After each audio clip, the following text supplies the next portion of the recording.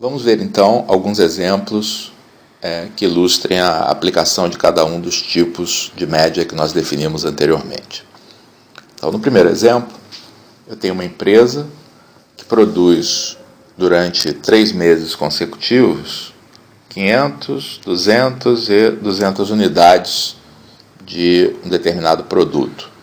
Eu quero saber qual foi a produção média mensal nesse trimestre. Então, qual é a média apropriada para se utilizar?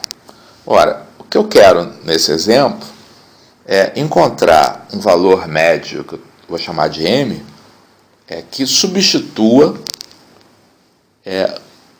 simultaneamente os 3 valores observados.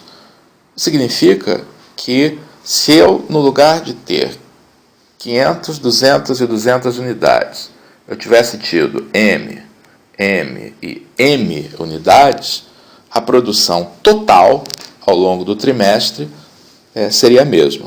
Portanto, o valor que eu estou interessado em obter nesse caso é um valor M, tal que M mais M mais M, ou seja, 3M, é igual à soma 500 mais 200 mais 200. Logo, o valor médio que eu estou buscando é 500 mais 200 mais 200 sobre 3, que é igual a 300. Ou seja, nesse caso, a média que reflete o nosso desejo de resumir esses números por um só é a média aritmética. Nem sempre, porém, a média aritmética é o que traduz melhor uma lista de números. Vejamos a situação seguinte.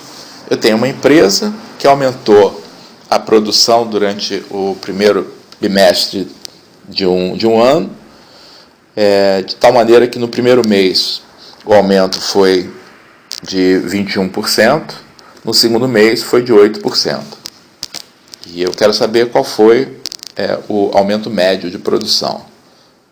Então, deparando com essa situação, muita gente representaria esse aumento médio como a média aritmética dessas duas taxas de aumento, 21 mais 8 sobre 2, que vai dar 14,5%.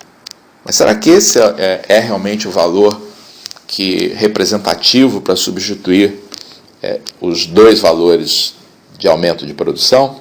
A gente vai ver que não. O que nós queremos obter nesse caso é uma taxa de aumento mensal, e que, se essa taxa substituísse cada uma das duas que nós observamos, o resultado final de aumento ao final do bimestre seria o mesmo. Ora, para que isso aconteça, este I deve satisfazer a seguinte relação. 1 mais I ao quadrado deve ser igual a 1,21 vezes 1,08. Por que isso? Se em cada um dos meses a taxa de aumento é I, isso significa que em cada um dos meses o valor da produção é multiplicado por 1 mais I. É claro que como isso acontece ao longo de 2 meses, ele vai ser multiplicado 2 vezes por 1 mais I, portanto vai ser multiplicado por 1 mais I ao quadrado. Mas, ao longo do bimestre, as taxas de aumento foram de 21% e 8%. Isso significa que no primeiro mês a produção foi multiplicada por 1,21 e depois, no segundo mês, ela foi multiplicada por 1,08. Logo, para que a taxa média I substitua corretamente os aumentos observados, nós devemos ter essa relação que está aqui. 1 mais I ao quadrado igual a 1,21 vezes 1,08. Tá? E aí, 1 mais I vai ser igual a raiz quadrada de 1,21 vezes 1,08. Note que isso que está aqui é uma média geométrica. Isso vai ser igual a 1,1432. E finalmente, daí a gente obtém o valor de I, que substitui os dois aumentos, vai ser 2 menos 1, que é 0,1432, que é 14,32%. Então, só para lembrar, o valor que nós tínhamos obtido para média aritmética é 12,5%. Então, o valor é parecido, tá, mas não é exatamente o valor adequado para representar, através de um único número, esse aumento de produção. Então, o que aconteceu aqui foi que a média geométrica foi a média adequada, mas observando que ela não se aplica diretamente às taxas de aumento, e sim aos fatores de aumento. O fator de aumento médio correto é a média geométrica dos fatores de aumento mensais. De qualquer forma, temos aqui a média geométrica como sendo a média relevante para essa situação. Então, por exclusão, todo mundo já adivinhou que o próximo exemplo vai ilustrar a presença da média harmônica. Então, a situação é a seguinte: eu tenho uma viagem de automóvel de ida e volta, que é feita na ida com uma velocidade de 48 km por hora, e na volta com uma velocidade de 72 km por hora.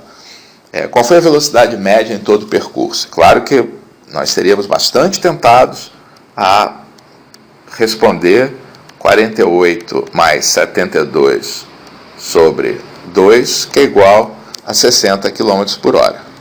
Mas será que essa é a resposta correta? Então, isso vai ser a resposta correta se o carro, trafegando o tempo todo nessa velocidade, fizesse esse percurso no mesmo tempo. Tá? Nós vamos ver que isso não acontece. Então, para que a velocidade a ser adotada durante todo o percurso, ela conduza à realização do trajeto no mesmo tempo, nós devemos ter a seguinte relação. A gente deve ter que b, a distância em cada um dos sentidos, né? O tempo que nós demoramos nesse trajeto foi igual a d sobre 48, quer dizer, dividindo a distância pela velocidade, então a distância em quilômetros pela velocidade em quilômetros por hora, eu acho o tempo em horas do percurso de ida. Dividindo a mesma distância d pela velocidade na volta, eu acho o tempo que eu gastei na volta. Dividindo o percurso inteiro 2d pela velocidade única que eu vou ter na ida e na volta, eu tenho o tempo que eu vou demorar para ir e voltar a essa velocidade constante.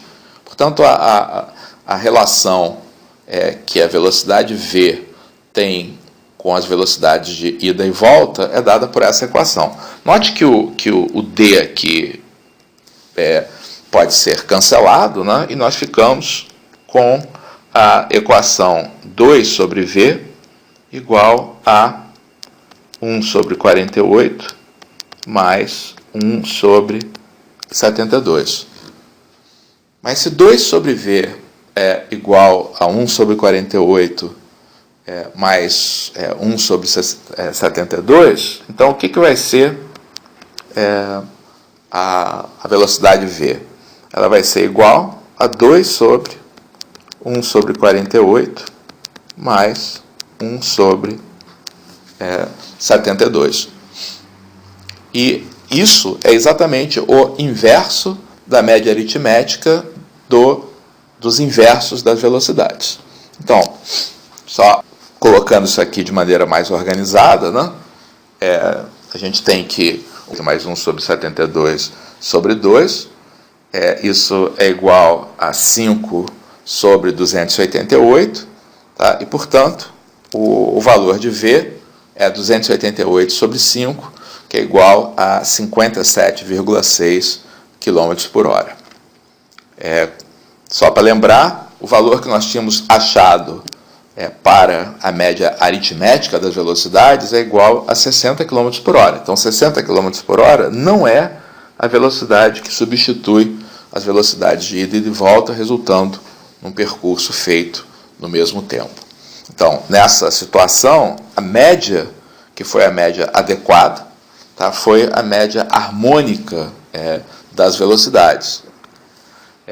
Repetindo, essa média harmônica das velocidades é esse número que representa 1 sobre 48 mais 1 sobre 72 sobre 2, portanto, o inverso da média aritmética dos inversos das velocidades.